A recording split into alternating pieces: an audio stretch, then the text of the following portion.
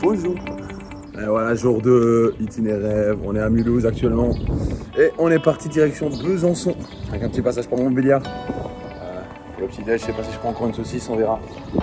En fonction de la fringale. Mais bon, je suis chaud. Allez, c'est parti.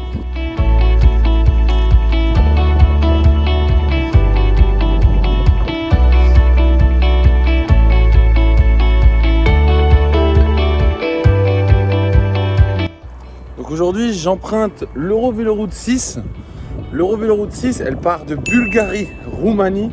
Donc on peut aller très très loin avec cette véloroute. Et elle va jusqu'à l'océan Atlantique en fait en France. Et sa particularité, c'est qu'elle longe pas mal de fleuves. Voilà, sur le parcours. Là, on a un canal notamment. Voilà, il y a beaucoup de véloroutes. Si jamais un jour vous décidez comme moi de faire un long périple, vous verrez qu'il y a énormément de pistes cyclables qui sont au final cachées. Hein. C'est ce que je dis souvent. J'ai découvert un monde parallèle à côté du monde dans lequel j'avais l'habitude de vivre. Et franchement, son parallèle sympa. Il y a des trucs très jolis.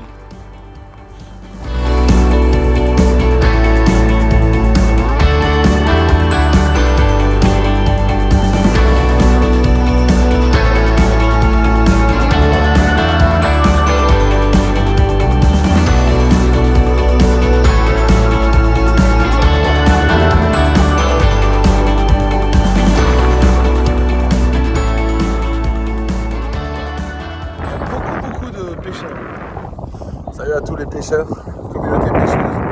Ah, salut à Frédéric, à Mario, à tous ceux que je connais qui pêchent au final. Mais ouais, c'est une bonne journée je pense pour pêcher là. Il y a de la petite brume, c'est silencieux. Il y a juste un gars qui fait le tour de France à côté, mais c'est tout. Note à moi-même personnel, donc là je suis dans ma phase nostalgie un peu là. Donc j'écoute un peu les classiques. Alors j'écoute pas toujours de la musique hein, parce que c'est assez dangereux en vélo. Mais là on est tôt le matin, il n'y a personne. Faut le voir. Il n'y a pas un chat. Enfin si, hop. J'ai croisé 2-3 chats, il y a un héron. Et 2-3 cyclistes quand même. Mais du coup j'écoute du Cascada. Voilà. Petite confidence. Evacuate the dance floor. Ça peut revenir hein. Ça peut revenir Cascada hein. On sait jamais hein. Un album c'est vite sorti hein. Je vous jure.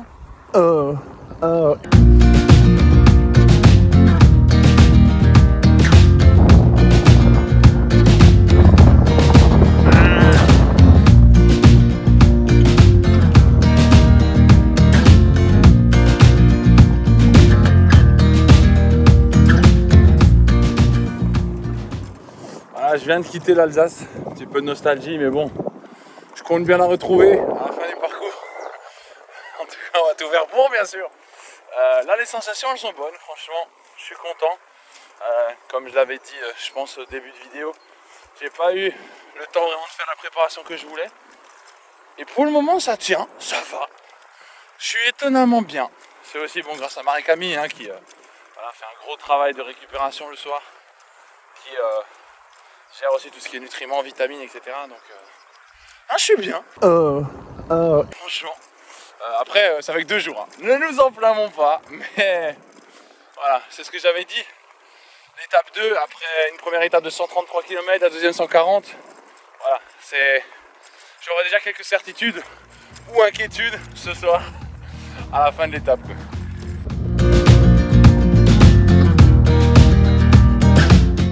Voilà, la France, c'est un patrimoine, mais c'est aussi des villes, des villages au nom particulier. Je suis actuellement dans la bourgade de Froide-Fontaine, voilà, que vous pouvez apercevoir sur la gauche. Voilà, un nom original, sympathique. Mais je pense qu'on va voir. D'ailleurs, on pourrait faire un top presque. Hein. Un top du village le plus original au niveau du nom. On verra.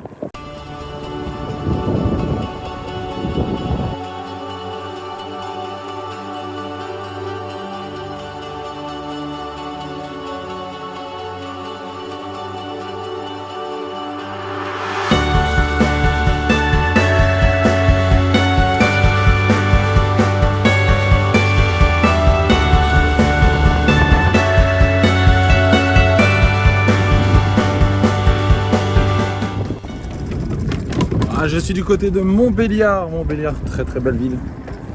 J'ai pu voir le château. Montbéliard, on s'est pris en photo devant, voilà. Le petit souvenir, classe. Bon, comme c'est une grosse étape, j'ai pas pu vraiment profiter de la ville. Faut que j'avance parce que sinon, on pourra pas visiter Besançon. Malheureusement, on peut pas passer partout, on peut pas tout faire. C'est dommage, hein, d'ailleurs. Il y a plein d'endroits où à chaque fois je me suis dit purée, dommage. J'aurais bien aimé aller là, j'aurais bien aimé aller là. Mais on peut malheureusement pas tout faire.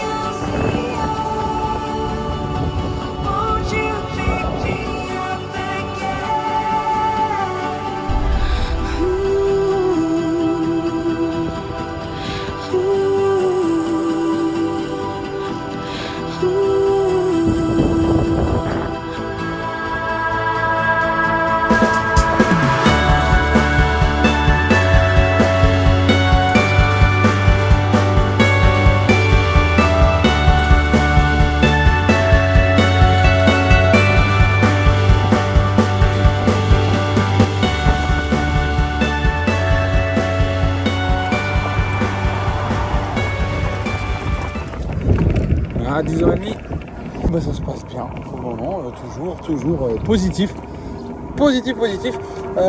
Peut-être quand même que pour les grosses étapes comme ça, je devrais prévoir un peu plus de ravitaillement. C'est vrai que là, j'ai faim. J'ai faim. Hier ça allait, tu vois, mais aujourd'hui j'ai faim vraiment. J'ai vraiment la dalle. Donc du coup, comment te dire, il faut que j'aille là. Ouais, je crois que c'est là. Je crois que c'est là, j'espère. J'en étais où? Je disais quoi? On va où? On fait, ouais, grosse étape, il faut prendre un bon petit déj et il faut prévoir du ravito, quoi. Surtout que là, il fait beau, pour le moment il fait beau. Voilà, on verra cet après-midi. Voilà, j'ai vraiment plus rien. Il me reste encore 55 km à faire. Donc j'ai vu un panneau Proxi-Marché. Alors c'est du pif, hein. Je vais essayer de chercher. Quand je tape sur internet, il me dit qu'il y a 35 bornes. Il y avait un panneau juste là, donc j'espère qu'il y en a un.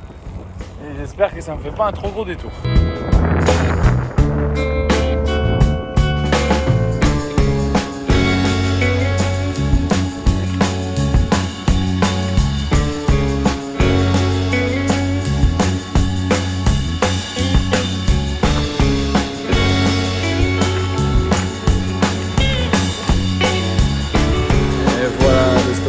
Le petit joker multivitamine qui me met bien, merci au Proxi-Marché de Clerval, le gars hyper sympa. Si jamais il voit cette vidéo, super gentil à la caisse. D'ailleurs dans ce village tout le monde demande les tickets parce qu'ils les impriment pas et en fait tout le monde a dit oui je veux le ticket, ça a l'air d'être hyper important ici.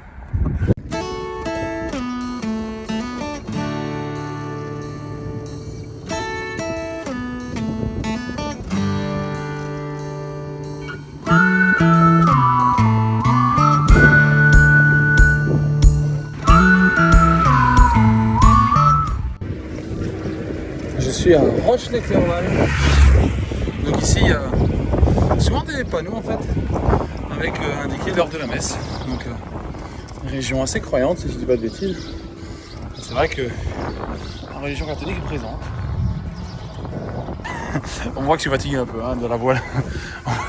Ouais donc voilà. Mais bon, ouais, c'est vrai que ouais. On voit. Il y a aussi beaucoup de stèles liées à la guerre, notamment 39-45 dans ce coin. Il est très sympa, très bucolique. Le mot qui correspond le mieux. Ah bah, je filme mal en plus. Sympa là? Vous en pensez?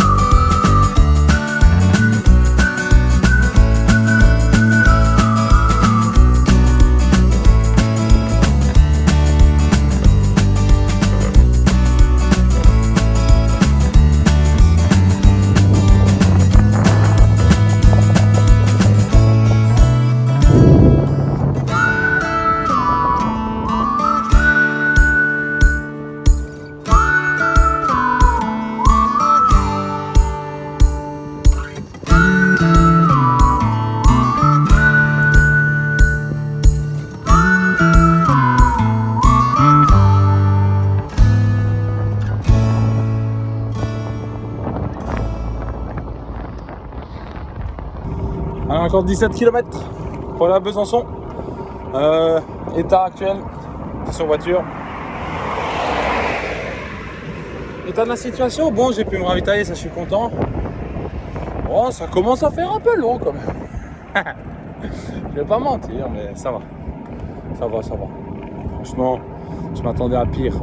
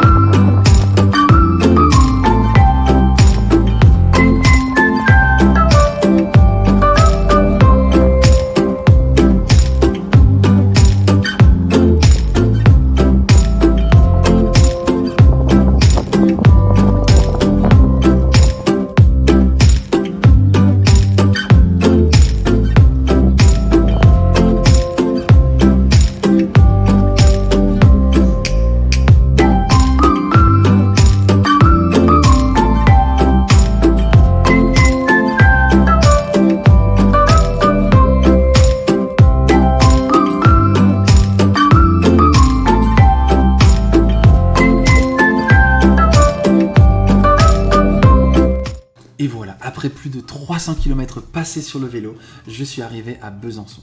Une ville magnifique, pleine d'histoire, notamment grâce à son château, le château de Besançon qui est inscrit au patrimoine mondial de l'UNESCO. Une visite que je vous recommande à tout prix si vous êtes dans le coin. Vraiment, ça vaut le détour. Il y a en plus des animaux, il y a une petite vidéo pour découvrir en fait tout simplement l'histoire de ce château. Une visite très vivante, très intéressante et un paysage et un panorama incroyable et inoubliable. Je ne vous en dis pas plus, je vais vous laisser avec ces petites images. État du jour, moral très très bon, un peu fatigué c'est vrai. Quand j'ai vu qu'il fallait monter je ne sais combien de marches pour arriver au château, j'ai un peu bégayé, je vais pas vous mentir. C'est vrai qu'on a aussi eu quelques soucis d'ordre gastronomique. En fait ce qu'on avait prévu c'était à chaque fois de manger une spécialité locale. Malheureusement à Besançon on est arrivé trop tard, il était 15h et donc on a mangé tacos, donc la fameuse spécialité de Besançon n'est-ce pas ? Le soir, je ne m'étais pas rendu compte, on était samedi et donc on aurait dû réserver. Tous les restaurants de Besançon étaient complets.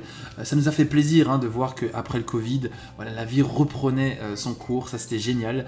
Par contre, nous on était moins contents forcément parce qu'on avait la dalle.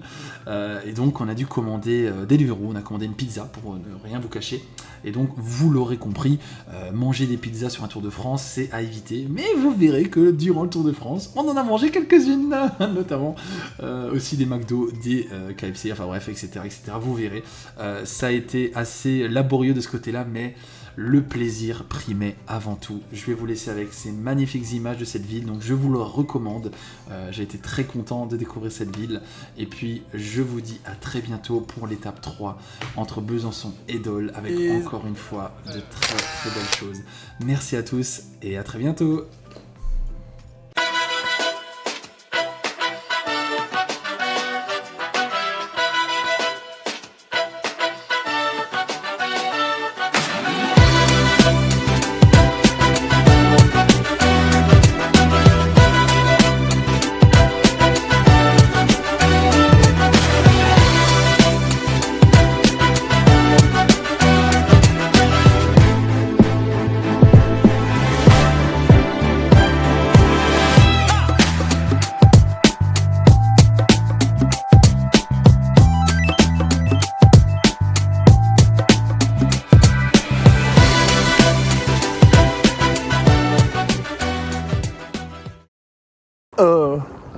Evacuate the dance floor.